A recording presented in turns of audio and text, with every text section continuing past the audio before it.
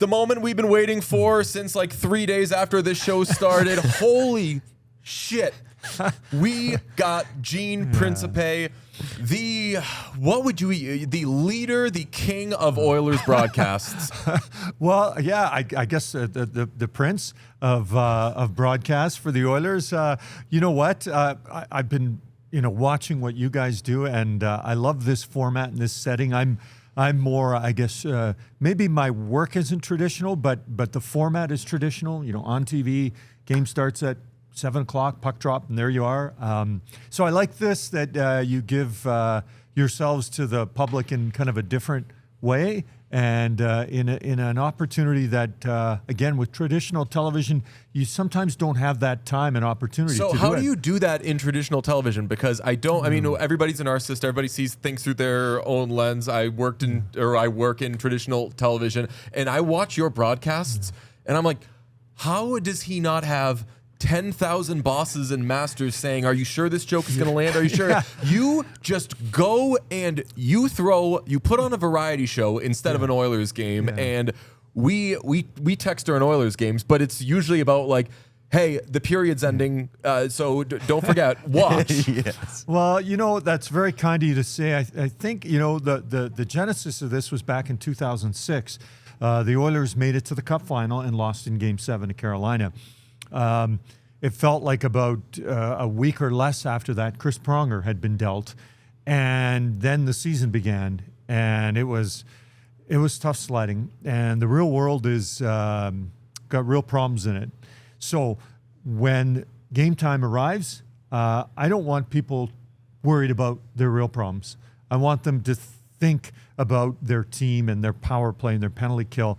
And I felt like the best way to do that was with, some humor and some entertainment, and try and it's like a recipe. Sometimes it works, sometimes it doesn't. But I think that people now have become accustomed to what I do, and they want to watch. Some to say great job. There are those to say the opposite, but they're still interested. And I think that was the key thing when the Oilers were going through those difficult times. I really felt it was important that when you started the show, you needed to start it in the right way and in a positive fashion. You guys are hockey fans. You know what your team's doing or not doing. You don't need me to tell you that. But let's find a sliver of hope. Let's find a positive. Let's turn it into something. So when you're watching at home, you're going, oh wow, yeah, I want to stay tuned. If you tell them all the negative stuff off the top, why would they want to? Even if they do, they're kind of thinking, geez, this doesn't sound like a very good team or something I might want to invest 2.5 hours in. Yeah, I mean, I think there's so many things that I love about the Oilers broadcast, but I love that the swings that you take and kind of like the pillars of the Oilers broadcast are hockey and grab ass, which is the pillars of this show, which is why we love you so much. But I love that it happens in a Canadian market, and like a very passionate Canadian market too, because I think when people would think about the way that you guys do things, they think, okay, maybe it happens in a non-traditional market and they can get away with it. And doing it in a Canadian market is brave, and also it's just amazing. So you mentioned the kind of the pushback that you guys maybe get from certain stiffs. Yeah, for sure. And I think and I like your point about a traditional Canadian market, because I know I've seen people say, would he do this in Toronto? Probably not. I don't know if that would go over, if it would be the right approach. I don't know, because I never did this in Toronto. I've only done it in Edmonton. So for me, it's a traditional market. But you're right. Someone might think, in Florida or Carolina or Vegas, even though they're Cup champs, maybe that's something they would do there. For sure, times have changed. I was thinking about this when we set this up, and I remember. And this is not a political statement, but it is was a political opening when Donald Trump, his inauguration, I think November of 2017, I think it was. And you guys can correct me on that. But my son had dressed up as Donald Trump for Halloween. So you're talking 2-3 weeks before. So I go on, I think of it now, and I think someone should have talked me out of it. But I go on TV with the Trump mask, and Donald usually has kind of a blue suit and a red tie, and I do how, the Oilers have built a wall, because they'd been really good defensively. They're trying to trump the Wild. You know, when I did this opening, and I remember a guy from New York Times wrote kind of like back page, you know, in the corner bottom, wrote this little article on it, and someone had sent it to me, and I thought, oh, that's kind of cute, kind of funny. And that's kind of my template of how things have changed, because there's no way I would do it. B, our producer on site would allow that. Our executive producer in Toronto, no one would allow that now. But back then it was kind of open to do things like that. So for sure, I used to just do things, and then we'd see what happened. Now, maybe with a little age, a little maturity, with the change in society, I do say, hey, I'm thinking of doing this. What do you think? And what do you think could be kind of the bad side of it? And sometimes, even if there's only one thing you think might be bad, you just go, you know what, not worth it to offend someone. It's not worth it, because to this point in my career, I'll have another game. I'll have another chance. And sometimes it might be years before you know, I'll remember, oh, I wanted to do that, and I can do it now. So I love the creativity of it. And, you know, I have to thank all the people I work with, Jack and Louis, Michaels and DeBrusque, my bosses at Sportsnet, who have sometimes went, hey, just tone it down a little bit, okay, buddy? But they always allow me to continue to be me, I guess, which is kind of important if you're starting your career, and whatever you do, you want to be you, and sometimes it takes you time to figure out who that is. I mean, I love your conviction, and Sportsnet's the bosses going with fighting against. And I don't even know if you ever got this urge, but then okay, like, all right, well, now the Oilers are world beaters. They got Draisaitl, they got McDavid and everything. Now we are just going to break it down all the time. During this win streak, and my friends know what, not just an Oilers fan I am, but what fan I am of the broadcast. One of my friends texted me, it was one of the games during the win streak, saying like, hey, how's the Oilers game going? And I said, unbelievable. They are going for 15 in a row or whatever. They're down 2-0 to the Kraken. But it's Jack Michaels' birthday. So, so you come back, first intermission, Oilers down. We hear it's somebody's birthday, and you guys do the best slideshow and cake presentation and everything. And I'm no longer thinking like, God, are they going to lose this game or whatever? We're just having fun. And the game will continue in a few minutes, but we're having fun and we're putting on a show. Yeah, and those, you know, listen, it takes a team. You know, this isn't a solo act on the strip where it's just you and you just do your routine and that's it. I work with a bunch of people. You know, behind the cameras is probably 20, 30 people. And then, of course, Jack and Louis we work together with. And so, yeah, it's sort of one big happy family. And I love the point you made. So this started because the Oilers weren't very good. Well, the Oilers are excellent now and cup favorites. And someone might go, hey, you know that shtick? You can kind of put it away. And if it circles back and they're not playing well again, okay. But no one's ever kind of told me that. No one's ever, they've always been really supportive. And I think that it's something that I never take for granted, but I always appreciate that they're allowing me to do something. It'd be easy for someone to go, you know what, just stop. Just stop, you know, like, just don't do it. It's not that we dislike you. It's not like we don't want you to be yourself to some extent, but just put that away. Put the puns, put the props, the costumes, just don't bring them out anymore. But they've never done that, and so I continue to do it. You're part of the it's part of the Oilers brand now, though. Right. Your Wikipedia page is like, Gene Principe is broadcast, blah, blah, blah.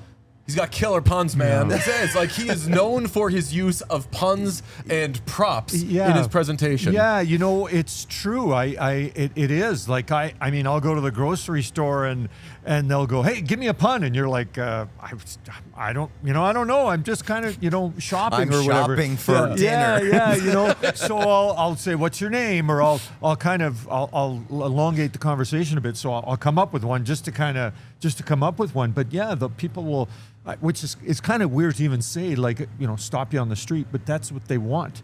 They want to talk about the Oilers, they want to talk about McDavid and or Draisaitl, and they want to talk about props, puns, the things that you do on TV. And I always, you know, I think athletes will often say that the reason they make the money they make, the reason they have the position they make, has a lot to do with them, but has a lot to do with filling the stadiums, filling the arenas. And I feel like I have my job because people, for the most part, like me. And they think I'm a decent guy and they can relate to me. And so I think that's why, this is my 25th year of hosting Oiler games, that I'm still doing it and still doing it pretty well. I got to ask you, what's been your experience with our show? Because as DJ alluded to earlier, like 3 days into the show, we became obsessed with the broadcast, and you've entered into What Chaos lore. And I'm assuming that you just logged onto your phone one day and was like, what is this? Yeah, well, that's kind of it. You know what? That's very similar to that. I started to kind of connect with you guys, and we touched base a bit, and started to kind of really find out more and more about the two of you guys. And really, I think if I wasn't doing what I was doing, I would try and do what you're doing. Because I just find that it's such a great avenue for sports fans. It's one of the nice things about, sometimes people say, everyone's got a podcast, right? Or but there are certain people that have it because they've earned the right to do it, and they attract the right followers who understand what they're trying to portray. Certain things I don't do, certain words I don't say, that just, again, on traditional TV, we don't say. But you guys have I think, a creative license that never ends. And so, and I think that you use that. There's no point being somebody else. Be yourself, and what you two do works great. And, honestly, I wouldn't come here if I didn't think you guys were wonderful at what you did. I would say, hey, I can't, or I'm busy, or something, and maybe I'll see you at the game. Oh, I'll see you at the game, maybe, Maybe we'll bump into each other. So that's why. Well, thank you so much. It's so nice that you say that. Are you aware of the impact you've made with the comment, "Funny stuff, boys"? Because you commented on a video of us gushing over you. Yes, that's right. I do remember that. You commented funny stuff, boys. And if you go to anything that we've made since, all of the comments are funny stuff, boys. Yeah, well, I do remember that. And I did say, funny stuff, boys, which, you guys are just, young men, and you're still kind of developing your careers and your lives. And so I didn't realize that it became a little catch term or phrase. Oh yeah, funny stuff, boys. I like that. There was a brief moment of panic in at least my mind with the period at the end, because it was like funny stuff, boys, comma boys, period, and I was like, hey, what's the tone behind this? No, all good. With social media, I think one of the things I've learned, sometimes if I really who's we got? They don't want to see us succeed here. Yeah. This is perfect. This is good. Throw a little bit of music. I'm trying to think of the song. Yeah, it's Hella Good by No Doubt off their album Rock Steady. Came out in 2003. You're a big music guy then. Huge music guy. What do you think of the night's game presentation? Yeah, I think it's really good. They really prepared in advance. In fact, it is one of the cities I always say, if you can get to a game, it'd be a hell of a night. Unbelievable arena. It would be very Gene-esque if we just acted like this wasn't happening and just had the right. And that's what I love about these things, right? Like when you're doing live TV, or you just, hey, whatever happens, and you just kind of keep rolling with it. This is quite the example, but I that's one thing. Sometimes in our business, they'll say, "Oh, can you tape something and or record?" And you're like, I'd rather do it live. Because live just gives you kind of that vibe that you can't manufacture. Yeah. We should at least kind of talk a little bit about the Oilers. Sure. Cup favorites going into the season. I love the Oilers. I want them to win the cup. I saw that everybody had them as the cup favorite, and I said, what are you doing? Don't do that. Yeah. They're going to, and we were saying, like, matter-of-factly, they're probably going to suck to begin the season or something, and then people will freak out, and then they'll be fine. And they really were way worse than we could have ever thought. Yeah. Are they what they are right now? I would say close to what they are to put on the kind of streak that they're currently involved in. And, it's one thing to win 10, lose 3, a couple of overtime points. But, yeah, it was. And I think here's where the problem sort of emerged or continued. They lost in Game 5. They had a lead and then lost the series against Vegas. And it was amazing how devastated everybody was. I'm talking, of course, the players and management. Sometimes I laugh when fans go, "Oh, we take it so serious." I go, "You don't think the players listen, buddy, as seriously as you take it? Don't think that they just slough things off." I feel like there was a bit of a hangover there for them. Unfortunately, it took the changing of a coach to sort of shake them out of it. A coach that was very popular, but a coach that's come in and certainly warranted the change, even though it was early in the season. So for sure, I always feel if you've got McDavid and Draisaitl, you're a cup favorite, and you have a shot at winning it. And the Oilers got tested earlier this year, and they passed it. And it's a game-to-game thing they're trying to pass. I did want to ask you, McDavid has been an incredible player since the second that he entered the league, but was not always an interesting personality, an interesting interview. But I think since the last couple of years, he has become one of the more thoughtful and interesting interviews in the entire league. When did you first start to see that change? Great pickup and great compliment too. I think he's the best player in the game. I don't know how many people you would go and say, I'm paying my money to go watch this person.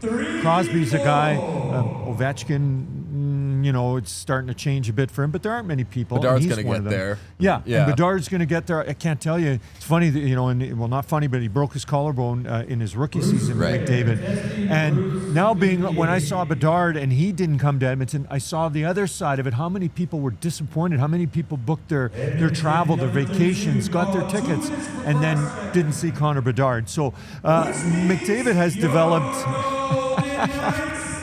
McDavid has developed into a wonderful person. Yeah. Always been a wonderful hockey player and will be for a long time, but I really have seen him be comfortable with making comments that aren't controversial, but make you think. He used to not want to say that or not feel comfortable enough to say that. I've seen him become such a role model for kids. I think when you're 18 and you got a 12-year-old looking at you as a role model, you might be going, I'm like just a kid myself. But I see him with kids and he's wonderful. He understands that a moment with him is a moment that lasts a lifetime. For this 10-year-old, this 8-year-old, this 6-year-old. And I also find he's way more comfortable with the media. He'll chat with you. He'll ask about you. He'll discuss what you did on the All-Star break. He just seems more comfortable. And I think it's just the evolution of a man who just happens to be exceptional at what he does. And now we're getting a chance to see that. Yeah, I think when he came into the league, you could tell that he was obsessed with hockey. And I think that there was a sense of I just want to play hockey. That's all I'm interested in. That's all I want to do.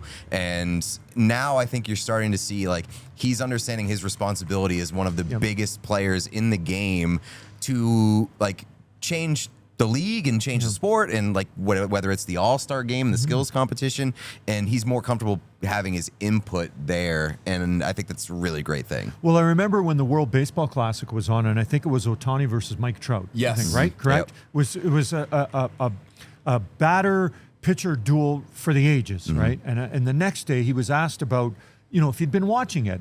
And he's like, well, I watched it. He goes, wouldn't it be, and I'm paraphrasing, wouldn't it be nice if we had best on best? And it ended up being a bit of a viral comment. Well, what do we have now? We're going to have best on best. So I'm not saying just because Connor said it, but when he talks, people listen. Right. And they understand that he has the best interests of the game at heart, and that he knows a thing or two about not just now, but the future of it. So I agree. I think that's one of the great things about people like you guys being fans and understanding players, that you see that and you make note of it. And we just don't talk about how fast he skates and how quick his hands are. Of course, he's incredible, and we will continue to talk about that.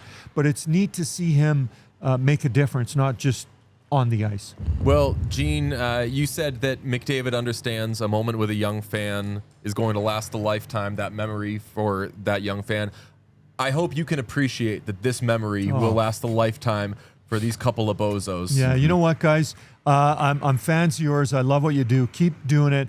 And listen, I got to admit, I'm humbled that you guys have kind of taken me on as someone that you like, that you appreciate. And I think it's fantastic, but I'm always surprised when people like me this much. So I appreciate you guys doing that. Well, I think is an understatement. We love you. We're a cover band. That's what Chaos is. It's just an Oilers broadcast cover show, and we can't thank you enough, Gene. Really appreciate the time, and really nice to get to meet you guys and spend some time with you in person.